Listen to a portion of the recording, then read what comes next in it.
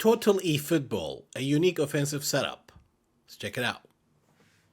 If you guys follow my content and live stream, you know a particular formation that I always use when I get bored of the normal stuff. It is effective, but is also very risky, and it requires certain players and certain way of playing. I call it total eFootball because it kind of allows you to maximize fast play, which it is the meta. You're trying to play fast so you can beat the defense transition, the human reaction, and AI reaction in a way. But a little bit more risky. We're talking about a 3 at the back. This phase, I didn't want to mess around. I just wanted to get Div 1 as quick as possible to guarantee the rewards. Getting to Div 1 is not a difficult part. You can do it even with a free GP team. But in this particular phase, I wanted to try the classic meta setup, 4-2-1-3.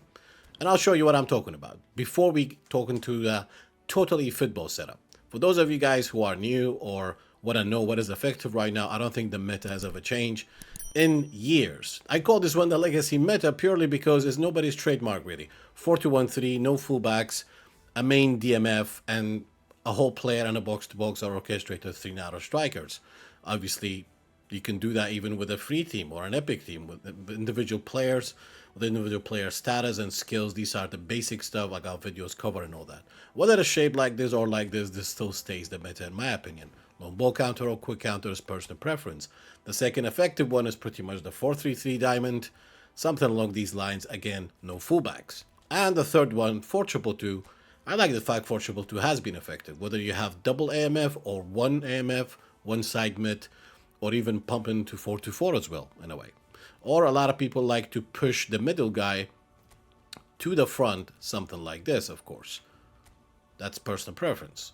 But this isn't about all this. We have videos talking about the most effective formations and tactic in this game often. Now I want to talk about some formation which I personally like, and I have used this formation even back in eFootball 22. The only reason why I started using it again, it's always part of my squad. I always have that total football there. Sometimes I change it around. Now, if you look at it, yeah, funky setup. The funny thing is, a lot of time I come up with this weirdly shaped formation. There's a reason behind it, and people will just say, maybe just fun. But sometimes these weirdly shaped formations, it is actually effective. I have seen this phase in particular, 3 people using it on top 50. In previous phase, I had another weird formation. Now, the setup is very simple. As you can see, we have 3 center backs, a holding DMF, no playing style. Here, it depends. Destroyer, orchestrator, box-to-box will make it too offensive. Here, I personally like using a player without playing style. And here, whole player. Here, no playing style, 1 goal poacher. At the same time, if I'm facing somebody who's playing long ball counter, deeper defensive line, I prefer to use a deep lane forward as a striker. The deep lane forward drops, pulling the defense, creating more space for me. When it comes to instructions, I use defense on 2 side center backs, even if they are defensive, and deep line on DMF. It's as simple as that. My second setup, again, it's still quick counter, but I'm dropping into double pivot DMF and making it more central focused without width. And with this one, I simply just use defense on Patrick Vieira, nothing else. But if you are using 2 center backs on the side, let's say you have Roberto Carlos as a center back, or you have Cannavaro, Destroyer as a center back, then you must use deep line on them. So the setup is pretty simple. And I wanted to share this. I know, well, at least in my community, most of you guys get bored of using the same stuff. And you always look for things that it's effective and risky, because that's the thing. A lot of people get bored, but they never play out of their comfort zone. Like once you get to Div 1, the reward is not worth the rank unless you got 10, 15 hours a day to grind for it. Otherwise, nobody likes losing.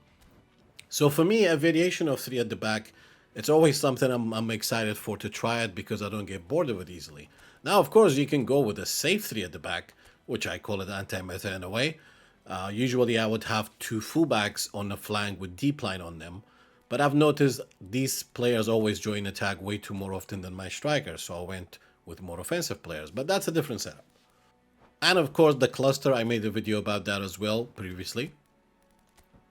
Now, I'm not making this video very specific about how you train your players, playing pattern, playing style.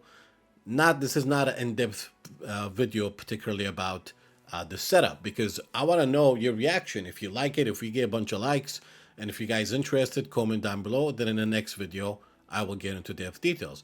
Because ideally, a setup like this, it's not going to be a long-term domination in a sense. Unless for your plan B, you could simply drop, as long as you make sure one of your DMFs can play a center back or a fullback, and the other CMF can play a DMF, then you can have your plan B simply to be something like this.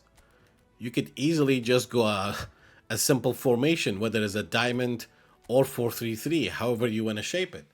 So your sub tactic can be a safer 4 at the back as well, whether it's 4-2-2, 4-3-3, whatever you prefer. But for me, I like this. I like the shape of this formation. It allows me to create an overload. It allowed me to not give my opponent too much time on the ball. But the way you play, because it's quick counter, is that you have to be turned on all the time. Turned on. I mean, like switched on all the time. You cannot afford to not make every attack count. There's a difference between rushing and there's a difference between playing fast. You have to be aware of all the runs your teammate makes. You have to be aware all the time as soon as you use the ball to switch manually. And all the basic stuff that are in the game in terms of your vision, your decision making. If you're going to give this formation, the Total eFootball, a try, in 10 games, let me know what you think about it. I don't like using this formation, I call it Total eFootball, with long ball counter, because out of all these years experimenting with meta formation but not meta players with not meta formation, an offensive tactic with a defensive formation, a defensive tactic with an offensive formation. And what I realize is that you cannot play an offensive formation with a defensive tactic. It just never worked in a long run. Sure, if you play a Raty 5 at the back with long ball counter, yes, I know a bunch of people in top 100 who are using something similar, I would say. I think I know 2 guys on the lock, which I barely use it. I call it Ratinaccio. I think we talk about that in the misconception about not every 5 at the back being Raty. But this one is Raty because he got 2 defensive fullbacks, double pivot, and his long ball counter. I know a particular guy who uses a formation like this and assisted cursor and just punts the ball to the final third score and happens. And he's top 100. I'm just giving examples. This isn't about how people play. People play however they like. Whether you're a cross spammer, whether you're a ping pong spammer, you're a position fuma, it doesn't matter. As long as we respect everybody and how they play. The only thing I think I cannot respect is people time wasting and going blue early. So this setup with quick counter, it's not a setup where you can relax. That's what I'm telling you. You cannot afford to fail attacks. You cannot afford to lose the ball easily in your own half. And you certainly have to make every attack count. And if you prefer when you take a 2-0 lead or 3-0 lead, maybe after minute 70 you want to switch to something a little bit less safer, then you can make your sub-tactic something more defensive. You could go many variation. It depends the type of versatile players that you use. I'm choosing very versatility here, for example. Hullet can play most positions. Carlos can play side mid, left back, and can play CMF. Ricard can play DMF, CMF, and a center back. 3 of my center backs can play fullbacks, for instance. You don't necessarily need a team full of epics. You can make a team like that. Maybe not necessarily with a full GP team, unless you have a lot of position trainers. But even with a free team, this is possible. As long as you look at the team, you want to find players identical in terms of playing style and how you train them, basically. So again, you can't use this formation and constantly make mistakes because you will get smoked. You can't use this formation with quick counter if you don't play fast. But also, playing fast doesn't mean rushing. You need nimble, good passers and dribblers up front, because there will be matches where you have to depend on individual players instead of team play passing. You don't add dribbling into your game, a lot of time passing will not change your game. If you're interested in this setup, next video I can make it more in-depth detail. Or we can just focus on the most effective, consistent game plans that is going to help in the long run.